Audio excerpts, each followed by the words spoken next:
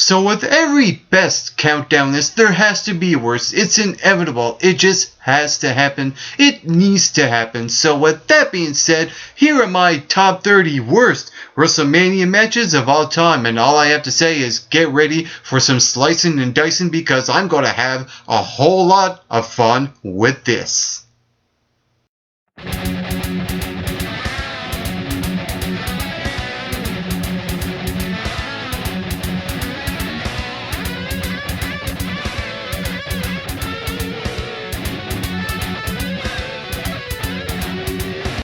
Coming in at number 30 on the countdown is Batista vs. Umaga in the battle for brand supremacy at WrestleMania 24. And to me, overall, I felt like this match was just there.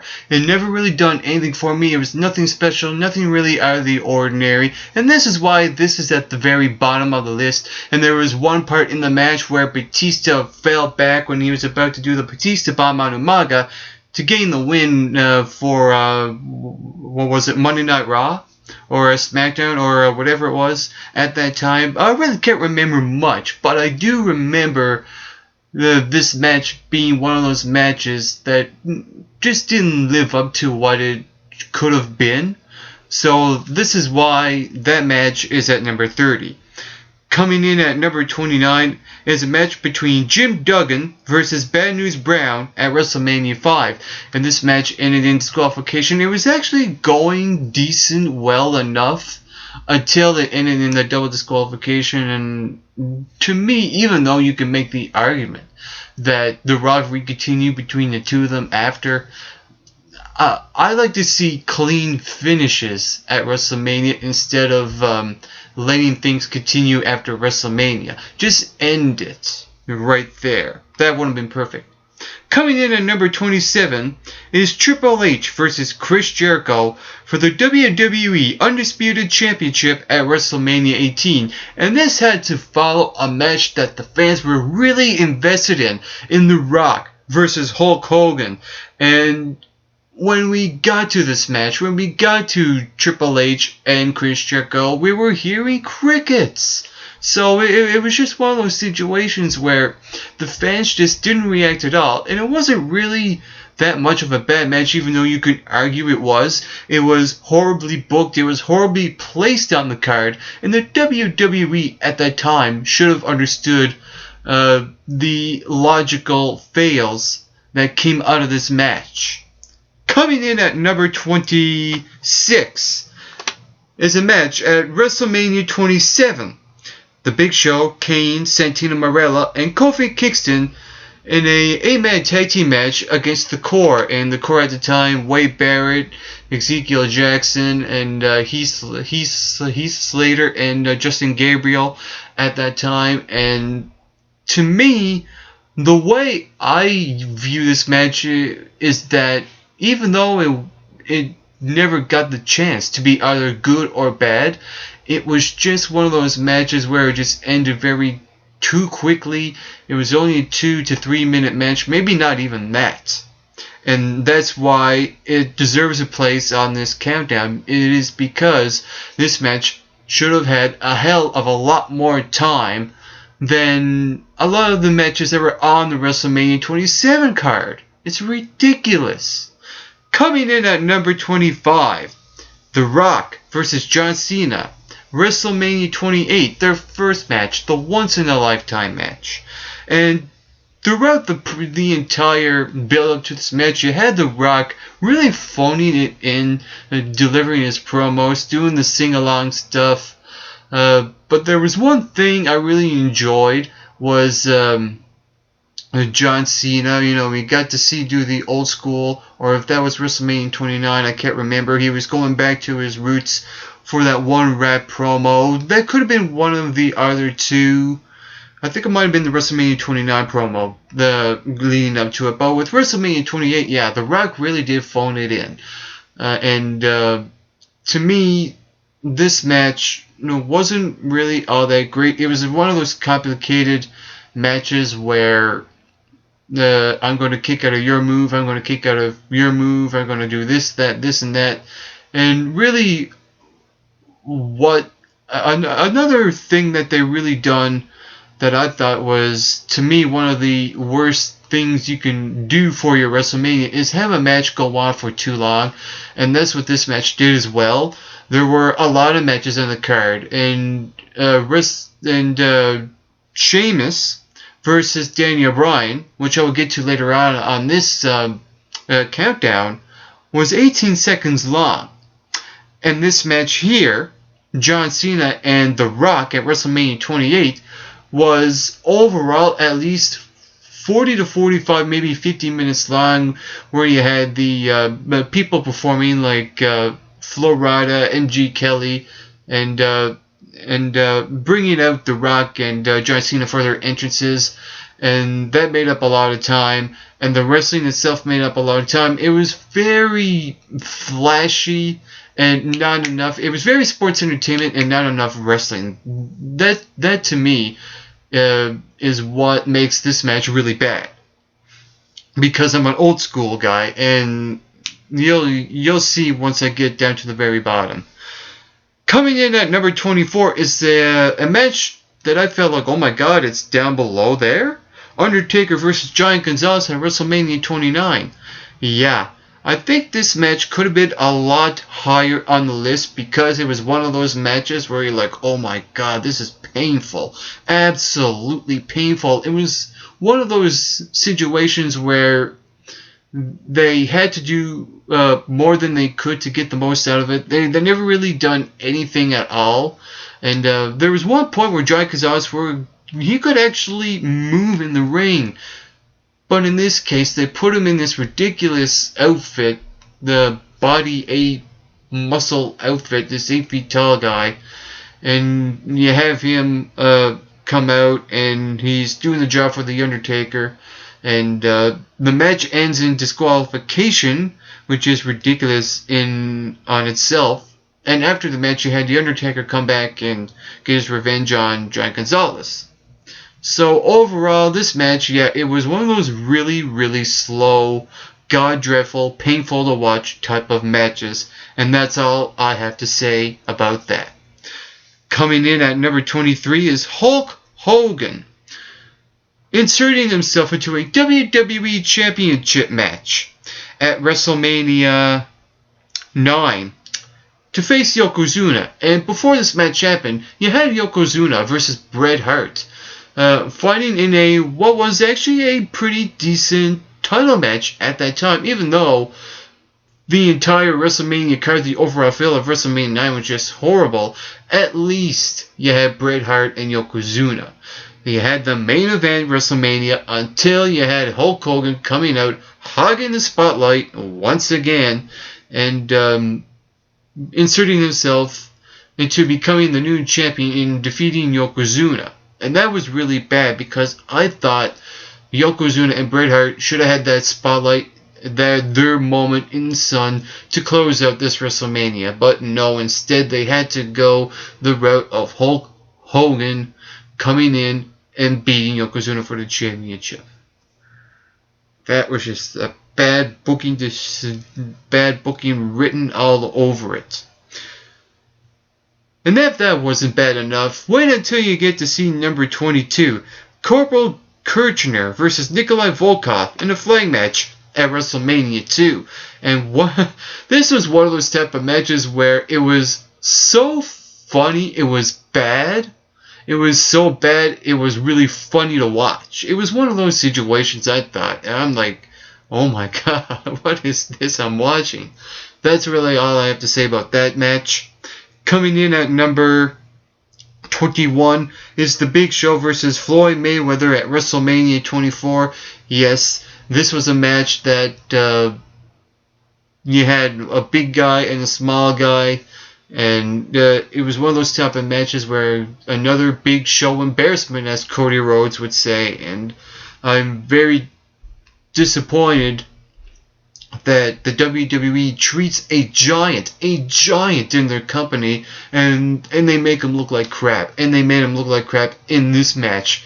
And you had Floyd Mayweather just pound the crap out of him. I think Big Show let him. Just like Big Show let Akibono win at WrestleMania as well. Oh, it was just dreadful, painful to watch. Coming in at number 20 is Uncle Elmer versus Adrian Adonis. I don't know if I have that pronounced right, but you know who I'm talking about. This was a match at WrestleMania 2, and this was one of those type of matches where you just forget about it. You forget how bad this was, and ultimately the wrestling, even in on itself, was really bad. And that's why this was a really bad match to begin with going into WrestleMania 2. And WrestleMania 2 wasn't really one of the most spectacular WrestleManias at that time, and that is why this match made the list. Coming in at number 19 is the Mountie versus Tito Santana at WrestleMania 7. All I have to say is jobber, squash, match. The Mountie goes over here. It was just, it was just there. It was just a filler match on the card. Coming in at number 18, The Rock versus John Cena for the WWE Championship at WrestleMania 29. And to me, this match really lacked the intensity from both The Rock and John Cena. The intensity was not there. And they could have done a lot more with this match. And this was one of those matches where it got overcomplicated. I'm going to use your own finishing maneuver. I'm going to use my finishing maneuver, and you're going to kick out of this, and you're going to kick out of that. It was just all over the place. It was one of those type of blockbuster main events where you knew in the back of your mind it was going to be very predictable, because we knew once in a lifetime The Rock was going to win, even though you had the idea of John Cena winning that match. And when you get to this match, the rematch for the WWE Championship at WrestleMania 29, you just knew. You knew no way in heck that The Rock was going to walk out the champion, even though I would have preferred to see that happen. It was just way too predictable. It was not that great of a match. This was a glorified jumping beam, if I were to describe it in its full meaning. And so, with all that being said, this is why this match ultimately even made the top 20 out of the top 30 worst WrestleMania matches of all time.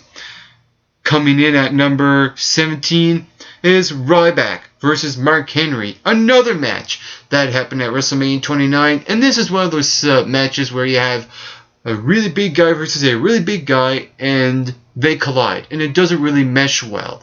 And that is what I got out of this match. And the way it ended too, you had Mark Henry go over, and then at the end you had Ryback shell-shucking Mark Henry. And even though you can make the argument of, yes, Ryback got the last word in, that is what matters. The way I look back at it now, and where Ryback is too right now, no, that is not the case at all, because really, ultimately, what this match done for Ryback is that he just started on a downward spiral after that match. And like I said, the match itself was just completely a sleep bore fest, to say the least. And at number 16 is Booker T versus the Boogeyman at WrestleMania 22. And you have Booker T, a really good talent on your show, a good wrestler on your show, and you have him job out to a gimmick character at a WrestleMania. This was nothing more than a match you can put on Raw or SmackDown. This match did not even belong at WrestleMania. It was actually technically a handicap match. It was Booker T and Sharmell versus the Boogeyman. So yeah, there were shenanigans. There were good shenanigans, but to me, I would have rather seen Booker T being used better at WrestleMania. And that's all I have to say about this match between the Boogeyman and Booker T at WrestleMania 22. Coming in at number 15 on the countdown is Hillbilly Jim, Little Beaver, and Haiti Kid versus King Kong Bundy, Lord Littlebrook, and Little Tokyo at WrestleMania 3. And the one thing I still question in my mind about this match is how in the blue world does King Kong Bundy go from main eventing for the WWE Championship inside the steel cage with Hulk Hogan at WrestleMania 2, and then putting him with a bunch of midgets next year at WrestleMania, that alone is one of the most questionable things that the WWE has ever done with a big monster like King Kong Bundy. And that's the worst part of this match. And another bad thing about this match that I can remember while watching it, and is like, I know this is entertaining, but this match was just, to me, another match that was horribly placed on the card at WrestleMania 3, and overall, the match itself never really done anything for me. Moving on, number 14, The Ultimate Warrior versus Hunter Hearst Helmsley at WrestleMania 12. And I'll put it to you this way. Triple H just learned a valuable lesson in a way to get buried.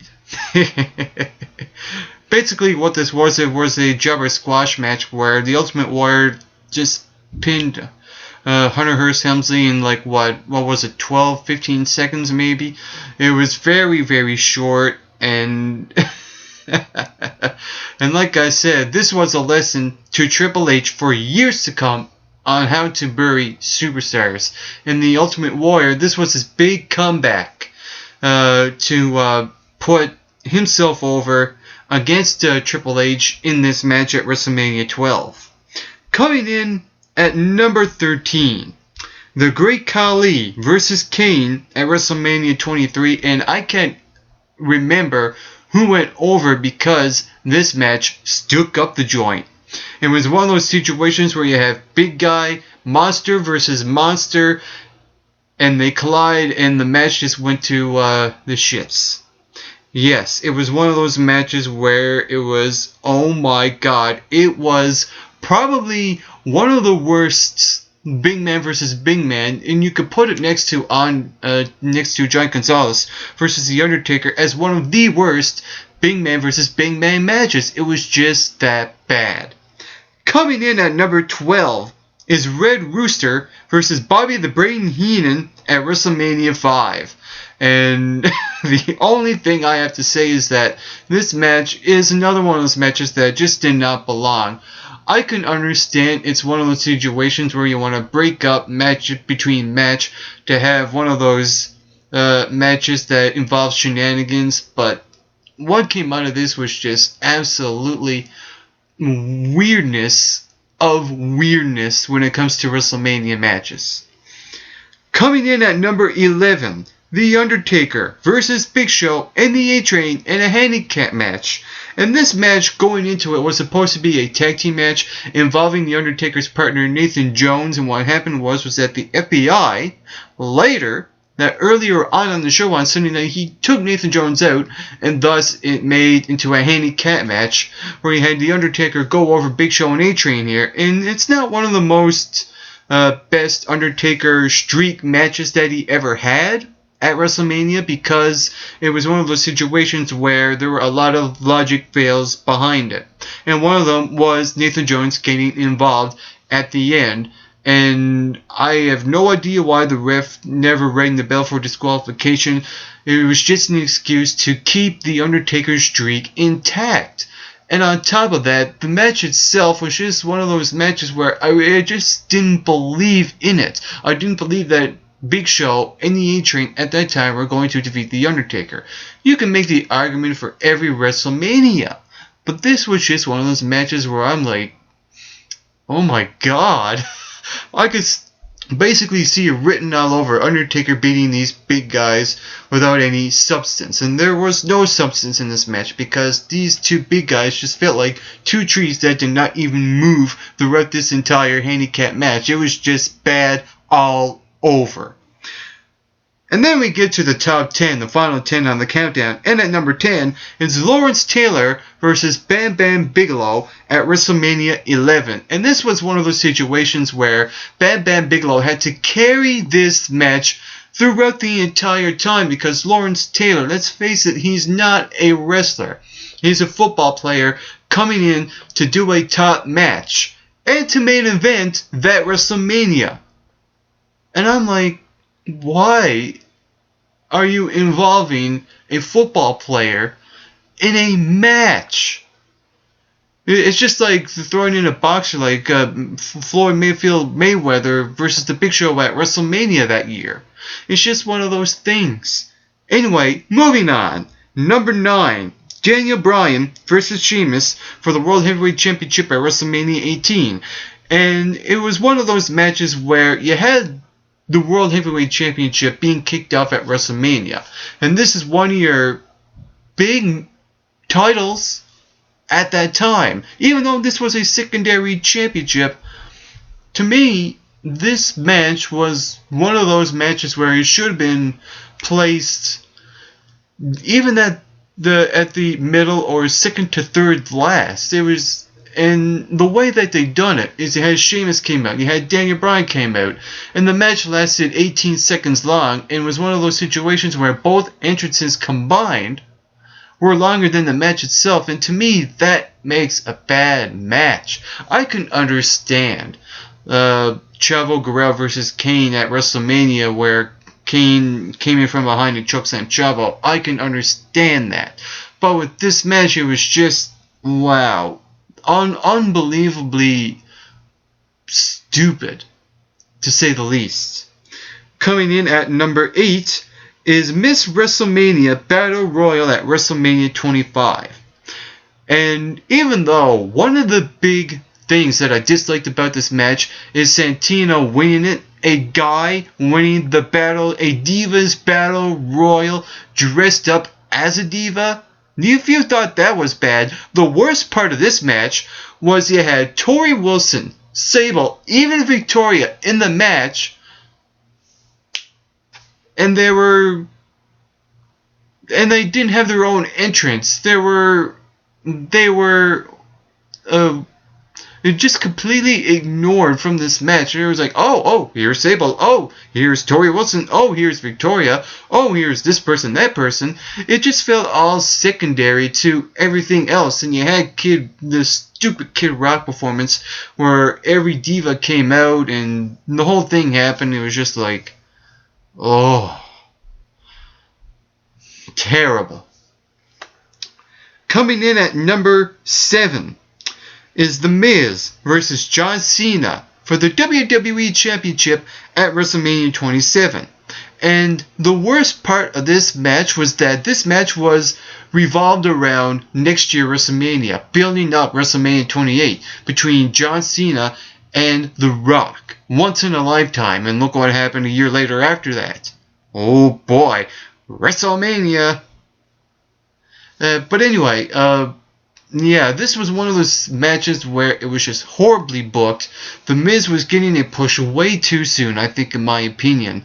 And he was playing third wheel to the whole John Cena and The Rock building up to WrestleMania 28, the year after that. And the match, it was kind of meh. I didn't think the wrestling was not that bad. It's just the way the WWE booked this match and how they were building up next year's WrestleMania. And that's all I have to say about that. Coming in at number 6, The Big Show versus Akebono at WrestleMania 21. I think, in my opinion, The Big Show let Akebono win here. This was basically another one of those Big Show embarrassments at every WrestleMania that he's been in for a lot of years before that. And I thought the Floyd Mayweather, whoever it was bad at the year before that, I do believe it was. And now you have Big Show taking on Akebono in a sumo match, and very cringeworthy is all I have to say. And you had Big Show in that ridiculous diaper, and it was just absolutely horrible. The way that it was going on as well, I'm at a loss for words. I'm completely going to move on from that. And before I get to number 5, all I have to say is the top 5 here. Look out. Coming in at number 5, Butterbean versus Bart Gunn at WrestleMania 15. And this was a brawl for all. And the way this was built up is that you had Bart Gunn building up himself as this tough guy, taking out all these people like the Godfather, like Hardcore Holly at the time, and you had him going strong into this weirdly odd concept of a brawl for all, and you have him lose in about 20 seconds to a real boxer in Butterbean, and then you just made him look weak. This was a time in the WWE where the WWE could have established Bart Gunn as that tough guy. They were building him up bit by bit, going into WrestleMania at the time, and then they just dropped the ball. And I'm like, well, why? There was something good going on here with Bart Gunn, and then you just completely ruined it for him. And with that being said, you had Bart Gunn and Butterbean come out with their own entrances. Both of them combined lasted 4 minutes long, and the match itself was 20 seconds long. Oh boy, and I thought Sheamus and Daniel Bryan at WrestleMania 28 was bad. That was worse.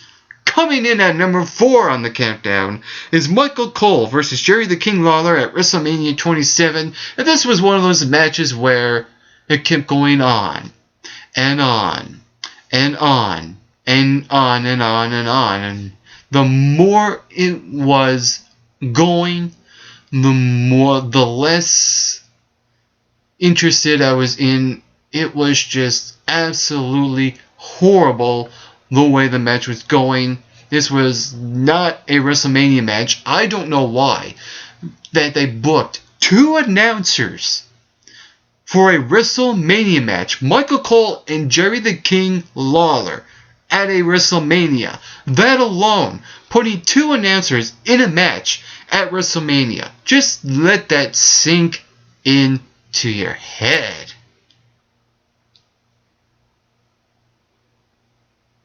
And you get the idea.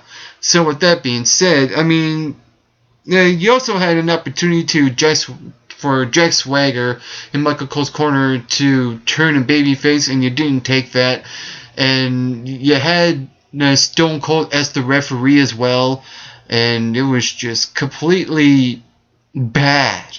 It was torture. It was terrible on all levels, and this was one of those matches that, going into WrestleMania at the time, were one of 4 intriguing storyline build-up WrestleMania matches between 2 announcers. Holy crap. And if you thought that was worse, coming in at number 3 is Bret the Hitman Hart versus Vince McMahon in a no-holds-barred match, Lumberjack match at WrestleMania 26. Another match that just kept going on and on and on and on and on and on. It lasted like, what was it, 11 minutes? I really don't know on the time lengths of all these matches, but that match went way too long.